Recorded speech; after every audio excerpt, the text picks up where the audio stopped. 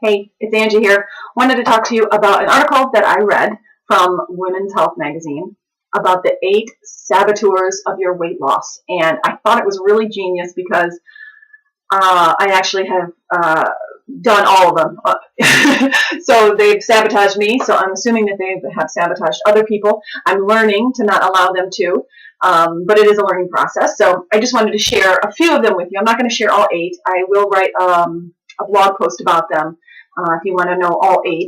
But I'm just going to talk to you about just 3 of them. The first one is the quality of your calories versus the quantity of your calories. A lot of people count calories. That's what I did at the very beginning. I had my Lose It app, and I was typing in everything that I put in my body, just as it equated to a number. That's it. Like pretzels, 100-calorie pack, cookies, goldfish, whatever it was. And what this article was saying is that it's not about the quantity, how many, you're just learning how to count calories. It's the quality of the calories that you're putting into your body. What are you eating? Are you having 100 calories of lean protein, or are you having 100 calories of cookies?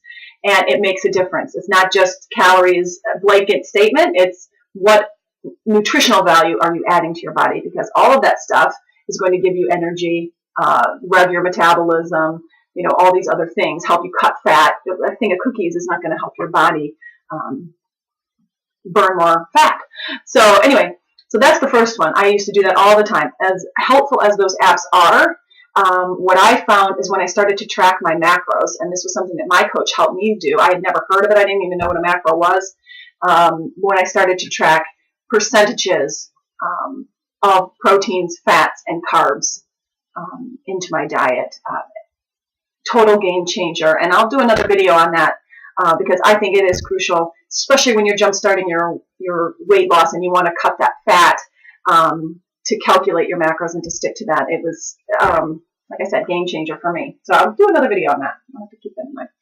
The second one is an all or nothing attitude. So you're doing really well. You've done a whole week of eating great. You're exercising. You're doing that. And then guess what? There's a birthday party, or you have a date night planned, or whatever that may be. And so you blow it. You go for it. You're in the, what would I get? Some sort of pasta, carbonara, or something like that. And you go for it. And so you just feel horrible, guilty. And so you just say, well, I'm just throwing in the towel. So that means the next day, eggs and bacon for breakfast and pancakes and whatever. It slowly snowballs down, and you just can't get your feet back under you. And what the article says is that, say you screw up. Okay, well, the next day you get back on track. Not next week, not next year.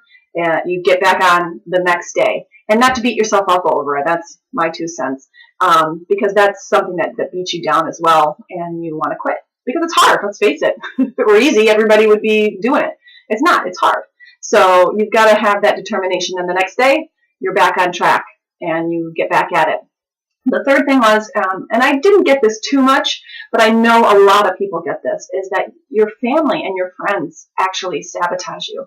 You're trying to make a healthy choice. You're trying to make healthy changes in your life. And other people around you aren't. And they don't like it when people are, let's face it, human nature. Sometimes people don't like to be when other people are successful, and are doing things that they can't do or think they can't do. And so they sabotage. They're like, ew, what are you eating? You're eating that again. Or, and I know that I would do this, and I would do this in a weird way. This is just me. But if I was doing well eating, I was always afraid people were going to think I didn't eat. And this probably goes back to like modeling days of, the girl with the one piece of lettuce or a celery stick. And I always had this thing. I didn't want people to think I never ate. So in front of people, I always ate. And what I would tend to do would be overeat. Let's say I'm going over somebody's house for dinner, but I'm sticking strictly to my macros, I wouldn't want anyone to know that. And so what I would do is just pick out like, oh yeah, I work out, but I can eat whatever I want, No, not really. That wasn't the reality when I was like 16. That was the reality. But now at, let's not talk about that, almost 40. I need to think about that. And I was so concerned about what other people thought. And, maybe you're different than me. and you couldn't get past that. But I would always overeat because I didn't want anyone to think that I wasn't eating or that I was like obsessed with fitness and I was like the crazy person eating a protein bar at, the dinner party. And I think there's a healthy medium to that. I don't think you have to be the person with the protein bar. Eat that at home first before you go so you're not as hungry and you won't overeat. There's little things that you can do. But anyway, that's all I'm going to say for now.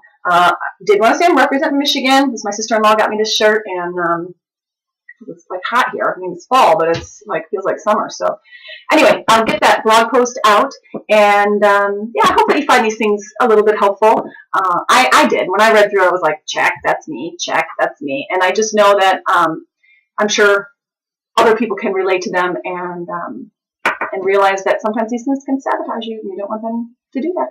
Anyway, have a great, fantastic weekend. I'm running my half marathon this weekend in Chicago. It's only my second one, and I get a nervous stomach just thinking about it. I hope I can finish. And this is how hard I am on myself. I set some silly goal in my head that I wanted to run it 2 hours or under 2 hours, and I started with the training. And with a husband who travels and 4 kids, I just couldn't get in the amount of runs.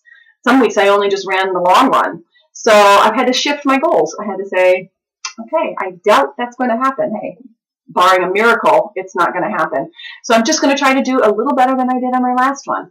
And not to get hard on myself, but to go and enjoy the run along Lake Michigan in Chicago and have a wonderful time with my childhood friend that I've known for years and years. She's coming to cheer me on. So hey, sometimes you have a goal and life happens and you don't reach it, but it doesn't mean that you give up or you quit. I'm going to keep going. I'm going to run 13 miles, 13.1, hopefully not a step more. But anyway, have a good weekend. I'll talk to you guys later.